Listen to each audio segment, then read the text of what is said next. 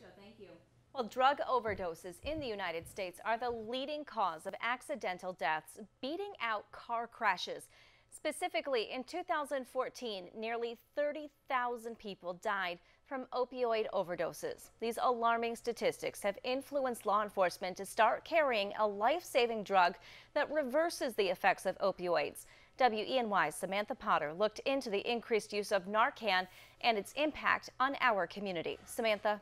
Renata, as we've reported in the past, this nationwide epidemic of addiction to opioids like pain relievers and heroin is a problem we very much face right here at home. In the last year, here in the Southern Tier, the drug Narcan has been used more than 300 times by law enforcement and EMTs. And if you think about that, that's potentially 300 people who are still here today because first responders chose to carry the drug.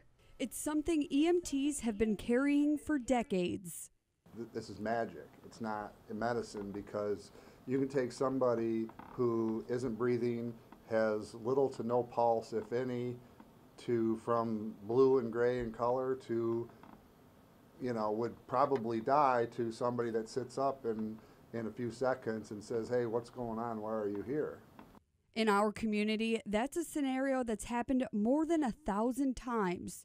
Mostly for opioids like heroin and prescription painkillers. I pulled numbers from the New York State Department of Health from June 2014 to September 2016.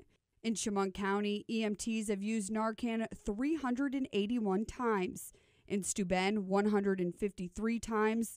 In Tioga, 87 times.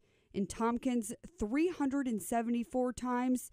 And in Yates County, it's been administered 40 times. Rick Kimball, the director of personnel at Irway Ambulance, says sometimes they're administering Narcan to the same person twice in one day. When we give them the Narcan, it takes their high away. And for the most part, the Narcan outlasts the heroin, so they've lost their high, so they're just going to get high again. According to the U.S. Surgeon General, 250 million prescriptions for opioids are written every year. Think about that. That's enough for every adult in America to have a bottle of pills and then some.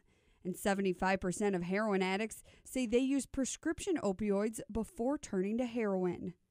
The problem with heroin is it's not the typical crackhead drug user that you can identify. These are people that range from 13 to 80 that get addicted to a legally prescribed pain medication that has opiate in it, to now they're going to heroin because it's a cheaper option. Last year, the Steuben County Sheriff's Office began carrying Narcan and have had 4 saves.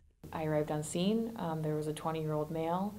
He was with a few friends, so they were able to tell me that he had taken some type of opiate. So at that point I knew by their description of that and basically his labored breathing that he was overdosing. For Deputy Brooke Payne, she says she got to feel the gratitude of saving a life firsthand while speaking at an addiction awareness meeting in Steuben County.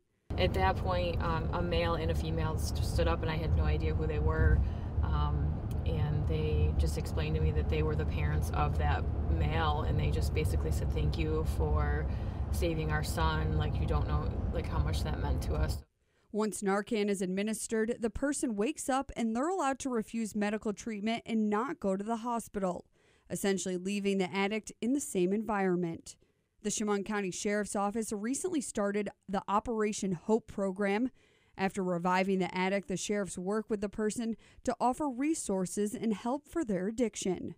That's our whole purpose for the Hope Initiative, was to, if we can save at least one life, it's worth it at that point. If we can get one person off their addiction and into recovery, it's a success for us. At the end of the day, that's somebody's sister or daughter or brother that we're saving. So it's important because it's not just some person off the street that we don't care about. Every person has a family and has a future. So we're here to help that.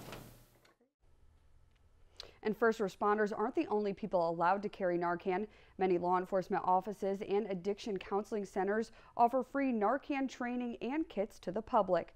To find a place near you, you can visit our website, WENY.com. Reporting in the studio, Samantha Potter, WENY News.